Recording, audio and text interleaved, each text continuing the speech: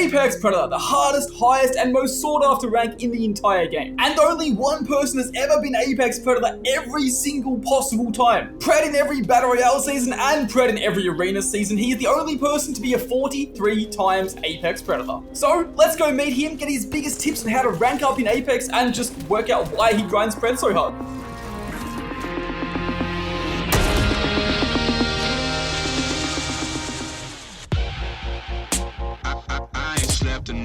Y'all, I so red I can't see what's real. Roll me up a blunt, dog. Who is our insane Apex Predator? Well, that is HonoredFlyr, the only player to ever be an all Pred in every BR split and every Arena split in Apex. 43 Preds in total and all 24 Pred badges, including the animated ones. On top of this, he holds so many other world records as well. He has the fastest ever 20 bomb ever recorded, the highest win streak ever in Arenas of 403. He was the #1 Crypto in Season 3, the #1 Ash in Season 13, the #1 Arena Pred in Season 10, the #1 BR Pred in Season 13. He has over 100,000 kills in Apex. He used to, or maybe still does, hold the Catalyst kill record. He is insane. So let's go meet him, find out why he grinds so hard, what his best tips and tricks are to rank up, and everything else you could think of. Alright, so how'd you get into Apex originally? What drew you to the game? It was actually a friend that referred me to it. I was playing Destiny and Overwatch at the time, and I don't really like switching games that much because when I try a game, I really like stick to that game and kind of get addicted and try to master it. It was like, oh yeah, there's this new game, Apex Legends Battle Royale. I was like, oh, I play Fortnite. Yeah, I know what Battle Royale is. Let me give it a try. And man, dude, I got so hooked on it, I couldn't stop. It was exactly the same for me. Alright, so you have every Pred badge ever in the game, Arenas, BR, all of them. But what's the reason? Why do you do that? What was like the inspiration to do that? The inspiration was difficulty because in the very beginning of Apex, like before even ranked was a thing, like before season 2, the game was easy, right? Like this was before SPMM really started to kick in. The lobbies were super easy. There was no ranked or anything, and it was too easy. There was nothing really difficult to the game except for 4K20. But once you got that, and like I had it on pretty much almost all legends, like season 1, and I was like, okay, like what is there else to do? Then they announced ranked, and I was like, oh, Pred, wow, that's like the new best thing to do. So there's nothing more difficult or like else to get other than Pred, and I was like, okay, yeah, season 2, like I'll just get Pred. There wasn't top 500 back then to hold it. It was just like the rank itself. So it's like, okay, and then season 3 came on. It's like, okay, let me get Pred again. let me just keep getting Pred, and then more and more seasons came. Other than like the event badges, they really stopped doing like all the seasonal stuff like completely. So it's like, okay, Pred is pretty much the only thing that I can get that's like that semi takes skill, that's like something to get, that's like kind of grindy. And it's like, okay, like I gotta have, like I love this game so much, like I want to master it, right? I want to have everything, and like Pred is pretty much the only thing that was like, okay, yeah, let me do this. But it wasn't until season 12 that it was like, oh wow, wait, I'm across all platforms, I'm like the only person who got Pred so much. Yeah, and that's when I started to say like, oh yeah, I'm the only one with Pred, let's go. Because like even all the other big grinders and all the pros, like I don't know, Cull and stuff, they all had a lot of Pred badges, but you know, occasionally they'd stop playing here or there, or they'd go focus on something else and they'd come back. Yeah. So everyone's like missing one or two, but you had them all. That's actually exactly. So cool. Right, exactly. I only know 2 people that came really close, but one got diamond because he just didn't play the whole season. Oh, no. And the other one got diamond 3 times. So there's people close. So what was the hardest ever season to hold Pred? Hardest ever season? Dude, I'm going to say this season, honestly. This season, because it took me 90 hours. Yeah, I saw it took you 4 days to get Pred. Yeah. Absolutely ridiculous. Absolutely ridiculous. And I would say other than this season, because this season is kind of new and they did reset the rank system and everything, I would say other than this season 13, because that system is very similar to this one. Similar, yeah. But that didn't take me 4 days. I would say season 13 other than this season, but man, this season is really difficult. Because I mean the players are also better, like generally on all definitely. platforms. Yeah, I'm gonna go with this season. So what do you think about like the old rank system versus the new system? You know, largely this system's pretty similar, like you said, to season 13. But what do you like the old system? Or do you like the new system, the current system? What do you think? What do you think about the systems in Apex in general, right? Dude, it got so many changes. like season 2 to season 3, like they pretty much change it almost every other season, and then they like completely rework it every 3 seasons or so. It got changed so many times. I would say the system we have right now is really good. except for the queue bug where it constantly kept taking you out of queues, which has resulted in literally over an hour-minute queues, which is ridiculous. Like in the beginning, it's still much better than the LP system, right? The ladder per system where it didn't go by rank but by your MMR, dude. Because I mean, the pro player Sweet Dreams even tried to do like a console solo master, and he couldn't. He was having pred lobbies in his bronze games and stuff. Yeah, that was so crazy. Yeah. I think season 17 as well. We had Sweet Dreams. I'm pretty sure he got pred without doing a single piece of damage in season 17. As well. That's the season he did it.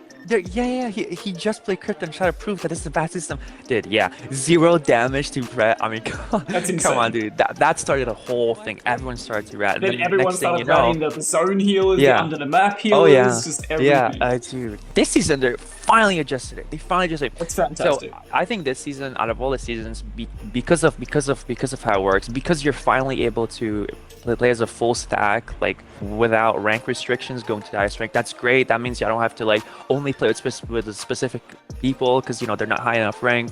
The system and how it's made, like everything about it, is great. The only thing I would kind of change is how much KP matters. Because man, KP is way too important this season.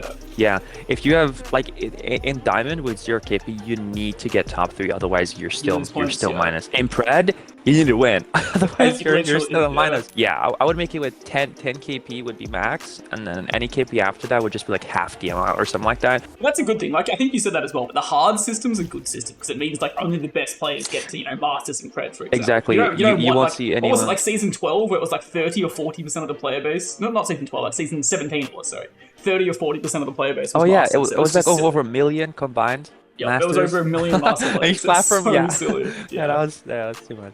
Alright, well looking at this season though, the hardest season probably ever for ranked, what do you think are the best legends and weapons for this season? Best legends and weapons, it all depends on the playstyle, because especially this season with the new perk system, no legend is actually bad. Like really, like people clown on Fuse, but then if you have someone who actually knows how to use Fuse, he's actually really good. And the perks he got are kind of crazy.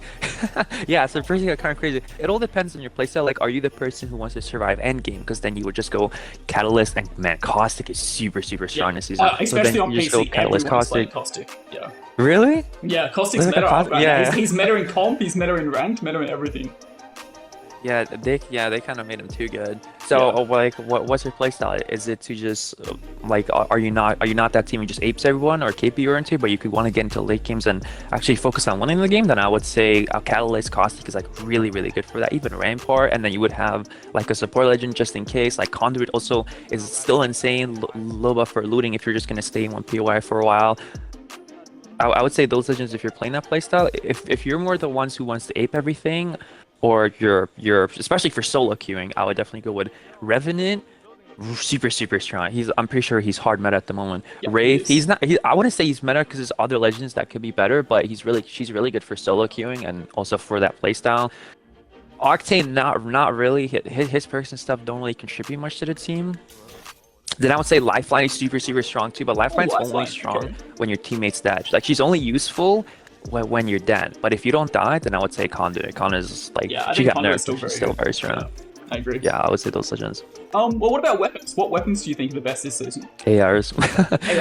Me personally, I'm not a fan of ARs. I've always disliked using them because I was like, why would I run like Hemlock when I could just like run a 9 and like still Mac people at like mid ranges? They're so strong. Just because SMGs got nerfed. They got nerfed a bit too much.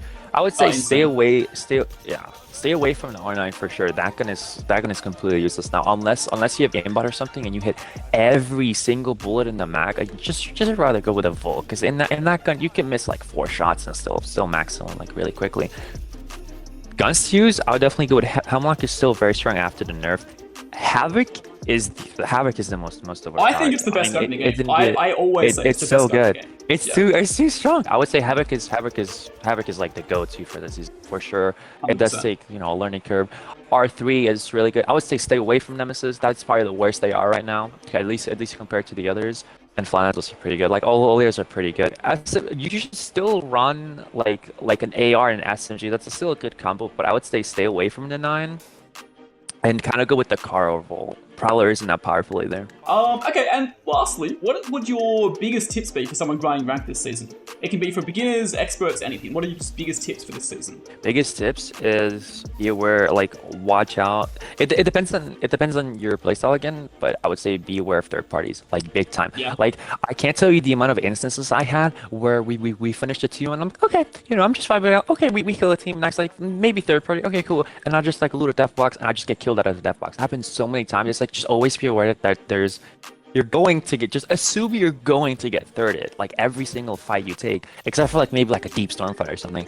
And then you play it way differently because then you don't immediately go into death box, you prioritize healing first, and then so always assume that there's a third party and play for it, play about it, and don't take as much fights unless you're really learning to improve and you don't really care about ranking up that much.